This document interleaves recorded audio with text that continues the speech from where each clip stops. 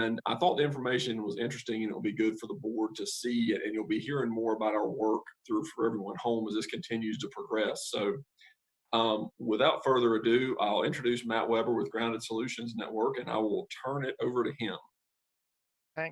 Thanks, Aaron. I'm going to share my screen because PowerPoint is what we do, right?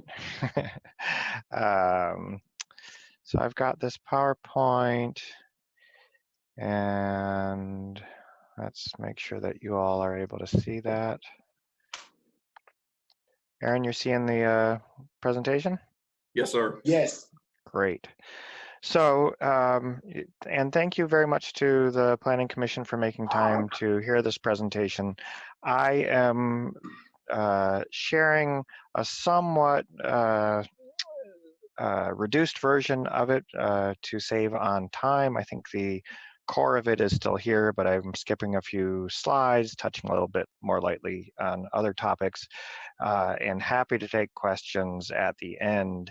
And then if there's time and the chair permits, I actually have a set of questions that I'd love to have you all weigh in on, just because you've got such great representation of perspectives and so much deep knowledge there. I don't want to miss this opportunity to hear from you. So if there's time, I'd love to hear you all answer those questions. As Aaron mentioned, I am with Grounded Solutions Network. It is a national nonprofit organization dedicated to promoting equitable and inclusive communities that are rich in opportunity for all. The For Everyone Home initiative that I'm here to talk about today is one of our efforts to reach that goal of more inclusive communities. As Aaron said, it is an anti-displacement and inclusive growth initiative aimed at mixed market cities, and that's really kind of a key term for us. The entire initiative came from our experience working in what people would call hot market cities, places where they're just in the midst of an affordable housing crisis. And we'd get called in and asked to help solve that crisis for them. And that was hard. One of our takeaways from that experience is that you really do need to start early, start before you hit crisis levels. The earlier you start, the more room there is to make an impact on those affordable housing needs. So we put together the For Everyone Home initiative, put out a call for applications, went through a competitive process to select participating cities, and Winston-Salem, along with San Antonio and Indianapolis, were the 3 cities we selected to participate. And you can see there on your screen the members of our local team who've been working with us on the Winston-Salem effort. There are 3 phases to the effort overall. The needs assessment phase, where we're looking at what's happening on the ground, what are those displacement pressures and needs. And I'm sharing with you some of the findings from that today. Then the next phase is developing a policy agenda to respond to those needs that we found, and we're working on that now, talking to a variety of stakeholders with various ideas to see what feels like it's going to make the biggest difference locally. And then once we have kind of a consensus on that agenda, picking some item from that overall agenda and really diving down into the details so that we have an implementable policy. So our hope is to not just end with, here's another study on the shelf, but an actual policy that can get adopted locally and make a difference.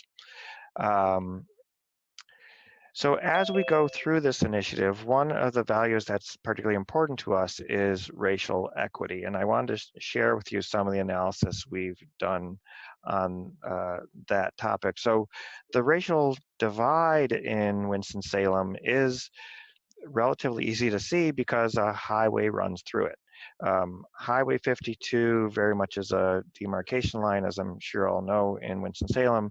Neighborhoods in and around 52 and to the east of it tend to be mostly made up of households of color, and neighborhoods to the west tend to be predominantly white. And that's basically what this map shows. What's interesting or notable is even if we don't put race on the map, we still see that same pattern. And so what you should be seeing now is a map of median home values in Winston-Salem. And we see a distinct pattern. Those neighborhoods in and around Highway 52 and to the east have much lower home values. Those to the west, which are in predominantly white neighborhoods, have much higher home values. Same thing if we do look at income, same kind of pattern.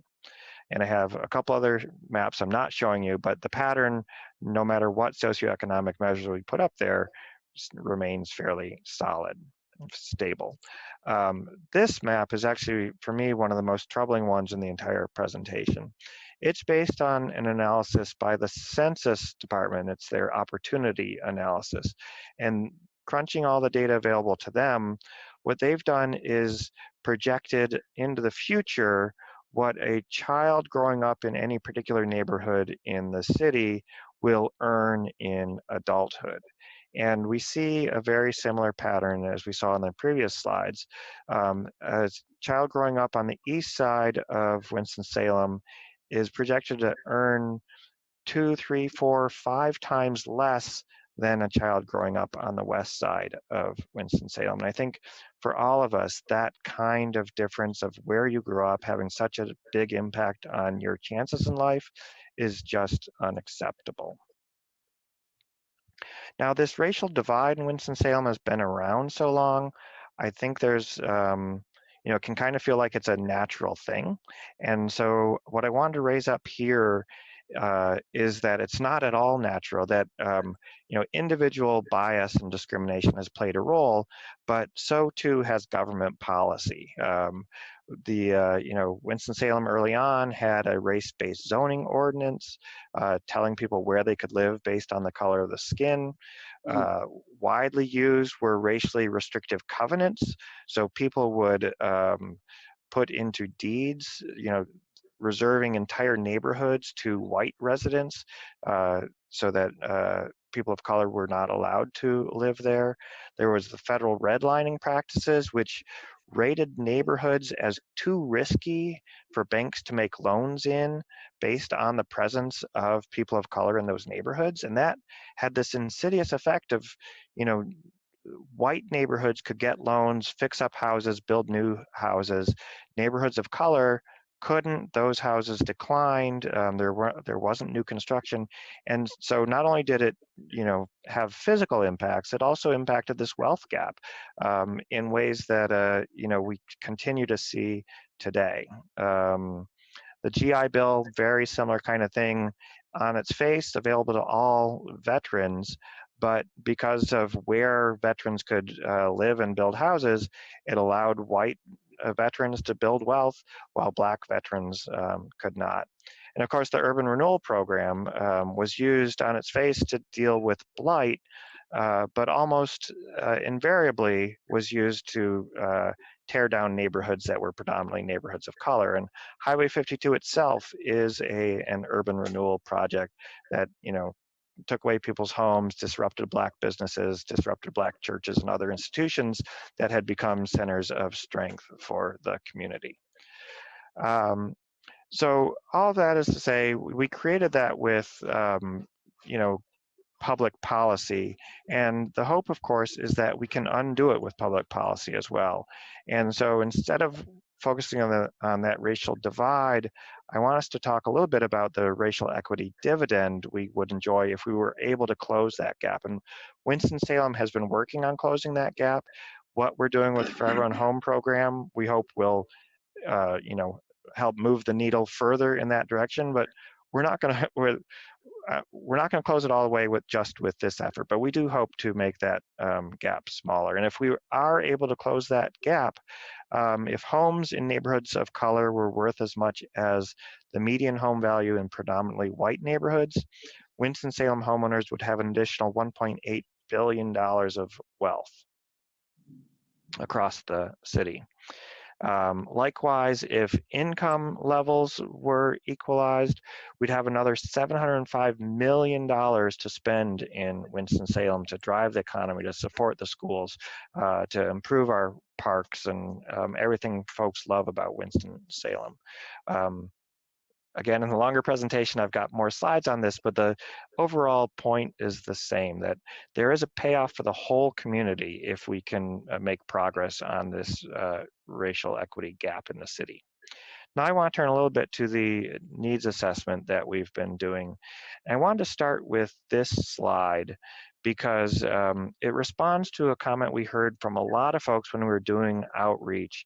You know, people talk a lot about housing today. It feels more expensive, is less affordable than it used to be. And this chart helps answer why. And what it shows us is that the reason why it feels less affordable isn't so much because rents have gone up as it is that incomes have gone down. So that orange line on top of the chart shows us the relative change in rents since the year 2000. And it shows us that we're about 4% above where we were in 2000. All these numbers have been adjusted for inflation. So these are like real income changes, real dollar changes in rents.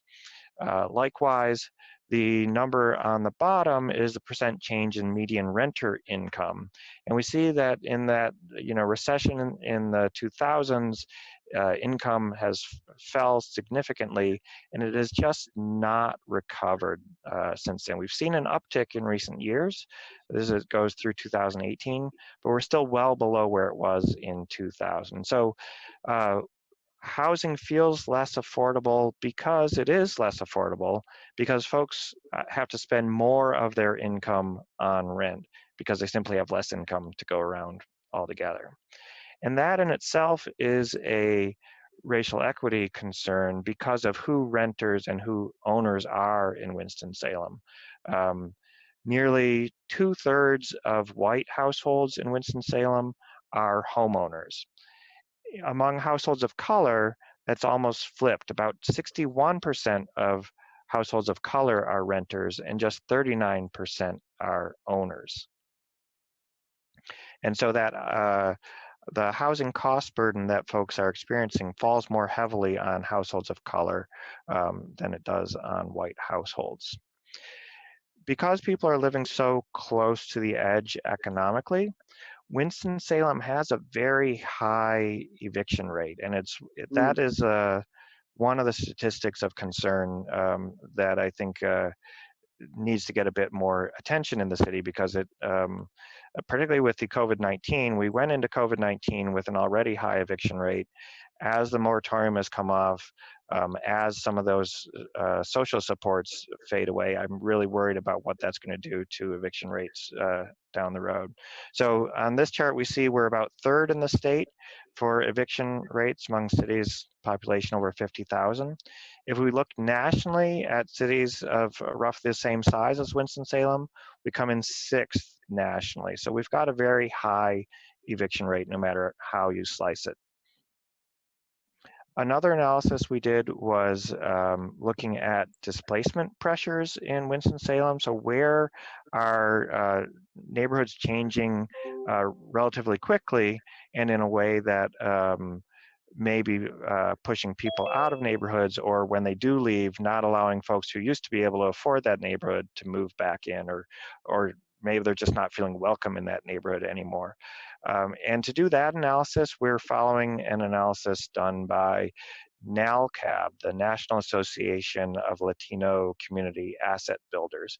And they looked at 4 different indicators of neighborhood change. One is housing costs, either median home values or rents, household income, the number of college graduates in the neighborhood, and the non-Hispanic white population. And so what we did was we looked at how those figures have changed between 2013 and 2018 for the city as a whole.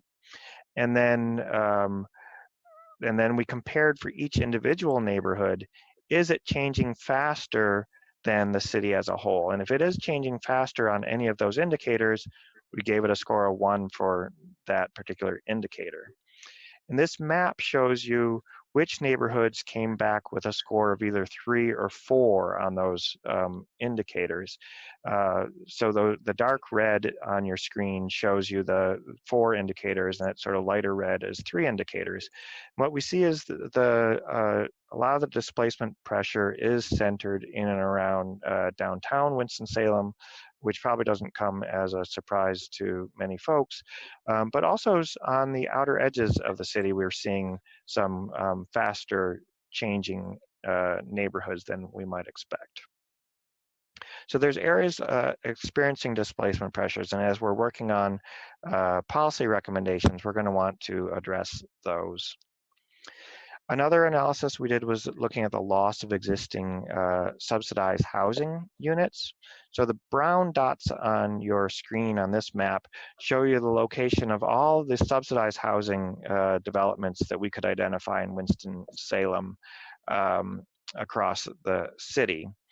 And then whenever the government provides money for affordable housing, that money comes with an affordability period. It says you must keep this housing affordable for 5 years, 10 years, 15, maybe 30 years. At some point, that affordability period expires. So I've added a star to all of the properties where the affordability period is expected to expire sometime before 2026.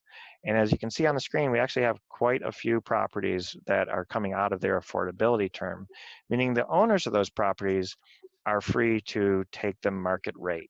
Now, studies have shown most of those aren't going to go to market rate. It depends a lot on the conditions in the market where the properties are located. But those that are in sort of those red and yellow areas on the map are areas with higher rents. So those are properties where we may be particularly concerned that we will lose those as affordable properties down the road. Then the other thing I just wanted to highlight on this map, we've got quite a few properties in sort of those darker blue areas, which are lower rent areas, but that doesn't mean they're safe from being at risk of loss. The concern in those lower rent areas is the property owners may not have been able to charge enough rent to maintain the properties properly. They might not be able to refinance or rehab them in the future. And so we may lose those to disinvestment rather than to going market rate. So we've got concerns on both ends of those markets and need to investigate many of those properties in more detail to see what the chances are that we might lose them and what resources we have available to address them. And then finally, I just want to talk a little bit about the importance of building more inclusive neighborhoods. And to do that, I want to talk about these 3 tracks I've highlighted on the screen. Track 39.08 on the west side, track 2703, that's a little bit to the north and east, and then track 1602, which is on the east side over by the airport there. And if we look at those 3 tracks, and we look at, again, going back to that opportunity atlas, that west side tract, the census predicts that the average annual income in adulthood of a child who grows up in that neighborhood in a low-income household in that neighborhood would be about $45,000. In the tract to the north and east, 2703, that projected income drops almost in half to 24,000. And if you go all the way to that east side tract, we're down to a projected income of $17,000. Now, what's significant is the difference in opportunity to live in those neighborhoods. That tract where you can, a low-income child from a low-income household is projected to earn $45,000. There's only 4 units in that tract that would be affordable to a household earning 50% of area median income. And in those other tracts where the projected income in the future is much higher, or is much lower, there are hundreds to over 1,000 units that would be affordable to someone with earning a 50% of area median income. And so if you are a low-income resident, you don't have many choices, many opportunities to live in those higher opportunity neighborhoods. And I think while we don't need to make people move, I think we need to give people more choices to be able to move if they want. I'm going to talk just real briefly on next steps. We're doing this outreach, as Aaron said, we're doing presentations like this all over town. Paula McCoy is leading many of those locally. We hope to conduct a housing condition assessment. We heard from a lot of people that one of the concerns is the condition of housing, but it's hard to get good data on that. So we are putting together a pilot project to assess, it's a curbside assessment, but really get a sense of, at least from the outside, where does it look like we need to concentrate more rehab dollars, and what kinds of conditions are properties seeming to face. We are working on a policy agenda that we will be circulating and getting input on and working on getting consensus on going forward. And then from that, we want to develop that implementable policy with the hope of having that policy ready by the end of the year. So that is the overall presentation. As I said, I am ready for any questions you may have. And then I'm just going to put this slide on your screen. I would love to hear, if you don't have any particular question, I'd love to hear any of y'all weigh in on any of those questions if the chair feels like we've got time to do that. And I recognize we might not, because I tend to talk a lot. So I'm going to stop there. Thank you so much, Matt. So, I feel like the information, is always interesting to know where we are, but also more sobering to know how we got here. So, that information is very interesting, quite disturbing in some points as well. I do have one question for you, though. On the, I think it was the next, about 4 charts back on the inclusive community. Yep. And you dealt with 3 census tracts, and the last tract, census tract 16.02. Yep. Are those tracts broken down by zip code, where that's like 27101 or 27103? Typically, the zip code would actually be a little bit larger than those tracts. Okay, so the tract is not zip code specific. No. Okay. All right, that's my question. So I think, we can open it up for discussion. If anybody wants to, we can probably have a good 5 to 10 minute discussion if there are any questions for Matt. Can I ask a question, Mr. Chair? Yes. Hi. I was just really blown away by this. There's so much to absorb, and wonder if we could have a copy of this presentation so that we could look at the charts more carefully. No, sure, absolutely. And we've got a written version draft of that too that we can circulate. I've got a little bit of, I've got some typos in there I got to fix up, but I can get that to Aaron, and Aaron can share it around. Great. And the other thing is, I was struck by the chart you showed of how incomes went down and never really recovered after the Great Recession. Do you see down the road an impact from the pandemic that may be of a similar nature, and should we be planning for that now too? Yeah, and honestly, one of the things that really troubles me on the pandemic, and it happened in that 2008 bubble too, is folks face distress. They end up, these are particularly for homeowners, they end up losing their homes in the middle of that distress, and companies that have the capital available swoop in and buy them and just hold on to them until the market has recovered, and then suddenly they're charging higher rents for those homes themselves. So it is definitely, it just adds more urgency to putting these kinds of policies in place to get us ready as a community to deal with those kinds of challenges.